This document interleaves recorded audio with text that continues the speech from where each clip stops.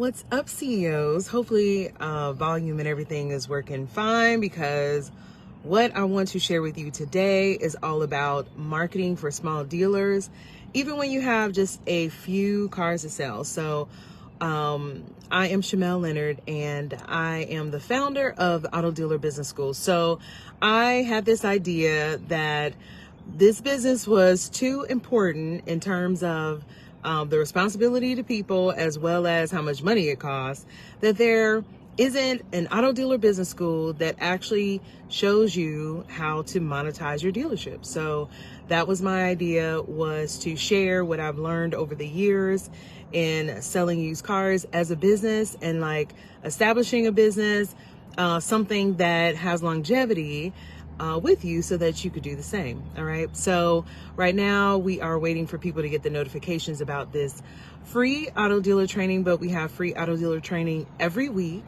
And it is to talk about all things your business, right? Mainly sales, mainly what you need to set up being sales, your team, and also your cars, your inventory. Okay.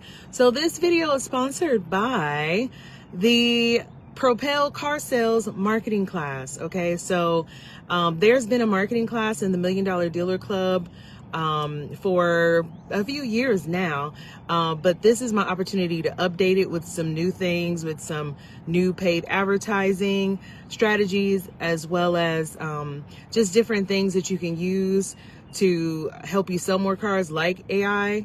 So we're having a marketing class for dealers, so that you can kind of streamline your marketing, sell your cars fast, right? So you don't have to do a whole lot of stuff to sell your cars, but they sell fast because you did the right amount of stuff. Okay. So if you're interested in the marketing class, then type marketing in the comments, and I will make sure you have a link to the information. Okay. This video is also brought to you by the Car Title Training for Dealers. Yeah, that's what it is. So the Car Title Training for Dealers is one of those things too, where it's like, that's too important not to get right, right? And I've been hung up in that process, and it is stressful, okay, in the process of not being able to transfer title due to title issues. So we talk all about title issues for auto dealers and how to avoid them from the very beginning, because some of your title issues come from the auction or from whoever you purchased the car from, right? So if you're interested in the title class, then type title in the comments, and I'll make sure you have the information you need so you can take that class. It is part 1 and part 2. Part 1 is general understanding of title and title issues and how to avoid them. And part 2 is the taxes, tag, and title training for your state. So it talks about, like, can you give the title to the buyer? How do you transfer title? When do you pay taxes?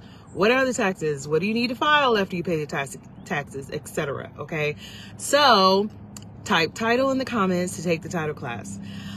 All right, CEOs. So today, right now, we have a free information email every day about a car sales tip. Okay, so this video has been inspired by those tips that I've been sharing with the email, through email, for people who have signed up and opted in to get the emails. So if you're interested in signing up to get the emails for the free car tips, then put car tips in the comments. Okay, so far this week we have talked about, we've covered 3 car tips, and today I'm going to send out a 4th one. And all these car tips are to help you sell cars, or to change the fact that you're not selling cars, right? So we've talked this week about no car sales. Like, what's the doggone problem if I'm not selling any cars? Like, I have cars, I'm advertising them, but it's like crickets, nobody's calling, or I just can't seem to sell them, right? So car tip number 1 as to why that car might not be bringing any buyers is, of course, the pricing. Okay. So, but it's not what it's not what you think. Okay. I'm not going to say, that you need to lower your price. I'm actually going to say you need to raise your price. Okay, so quick story. This happened a couple of times, but the first time it happened to me that like blew my mind was I was selling a Toyota Camry, and I had this Toyota Camry up for sale for a while, and it was a doggone Toyota Camry. So I was like, it's a Toyota Camry. What the heck is the problem? And it was one of the cheapest ones out there. So I'm like, why is nobody coming to buy this Toyota Camry? Well, I really need to sell it. So I did something crazy. I wanted to stand out. So I wanted to, if you have the highest price car, sometimes you stand out, right? It makes people think, well, why is that car price so high, right? And then they take a look at the listing. So I upped the price, and within a few days sold that car. Okay. So that told me that sometimes your low price can scare your buyers away. And so fast forward a few years, now I'm working with dealers, and one of the things I get the most often is that they are selling their cars very, very cheap. That is like a commonality across the board. And then they're not selling, right? So yeah, don't do that. Don't do that. I mean, for a couple of reasons. Like, we have to also protect the integrity of our business. So we want to keep pricing strong, so if we're talking about the longevity of the car business, we also have a role in it, car dealers, to keep it strong and to keep it valuable for people. Okay. I know that there are a lot of, we need to make money, but you don't want to sacrifice too much to make money, right? So that was a little sidebar, but my point is, you don't want to sell too low for a couple of reasons. One, it lowers your profit. Two, it communicates to your buyer that maybe this car isn't that valuable. And then, three, usually those customers are not the customers you want anyway. Those are the customers that are problem customers. Okay. So those are the reasons not to do it. And the reasons to raise your price or to make sure you're very competitive is, one, it brings the customer that you really want, the one that wants to pay for what they get, the one that appreciates value, as long as there is value, but we'll talk about that in another step. And then two, raising your price brings you more profit. And then three, it doesn't make you feel like you submitted, right? Like, makes you feel like, okay, I had a price, I stuck to my guns and got that price. Like, that's a much better feeling. Okay, CEOs. So that's car tip number one. Any questions? Let me know. Car tip number two, is that if you have no sales, then sometimes the car is the issue. Like, the car is the issue itself. Not necessarily the pricing, but the car. Okay. So some advice that I give the CEOs in the mentorship program is that I tell them that if you're buying the affordable cars, right, which are the older cars, like, they have less attractive things about them. They're older, higher miles, etc. It at least has to be one that is loaded with features. Okay. Now, either it can be loaded with features from the manufacturer, or you have upgraded the features such as like Bluetooth radio, something like that. You choose, you buy accordingly to make sure you can still get your profit in doing that. But if it is the one that is loaded with the features, the one that people want, that one, right, then it's going to sell quickly. So if it's the one people don't want, then, and you have it, you will sell that by visibility and understanding who is going to be the customer to come buy that and getting in front of them. Okay. Because there are a lot of people who want the practical version of whatever it is you have to sell, but you have to find them. Okay. So that was tip number three, is sometimes the car is the issue because it's just not that one that draws the crowd. Okay. Instead, it's that one that draws the outlier, the one that just for some quirky reason wants that car. Okay. That's number two. Car tip number three. And let me know if you have any questions in the comments. Car tip number three. Okay. We talked about the car being an issue. Well, sometimes how you feel about the car is the issue. Okay. So there have been a couple of times that I have been selling vehicles and I've been driving them, right? And fallen in love. Like, oh my gosh, I love this. I love how it drives, right? Oh my gosh, this is so cool. I like this, right?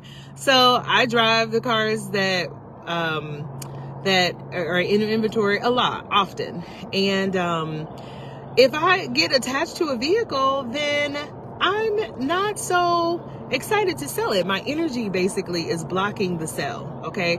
So you have to be really honest with yourself that you're ready to sell the vehicle. So that's what I want to say about that. But also in this tip about how you feel about the car might be the issue is that sometimes you feel like your car is a piece of crap.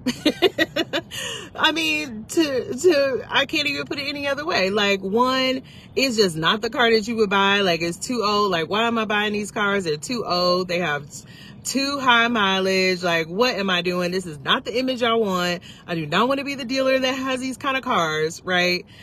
And that attitude will stop you from selling it because you, can't put yourself in you haven't at that moment put yourself in your buyer's shoes where they're excited to get an older car because it makes it affordable, right? So they may have wanted that, what's a car that people have wanted and then as it got older, right? They may have wanted that brand new Honda, right? Or that brand new Audi, right? But at that price point, it was out of reach. So once it was older and a little loved, then they were able to have that, right? So you have those people. So you have to know that whoever you sell this car to, you're not forcing them to buy it. This is actually something they're looking for.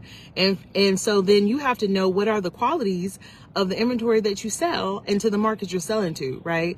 So something they're looking for is affordability, is no car note, right? So you have to sell.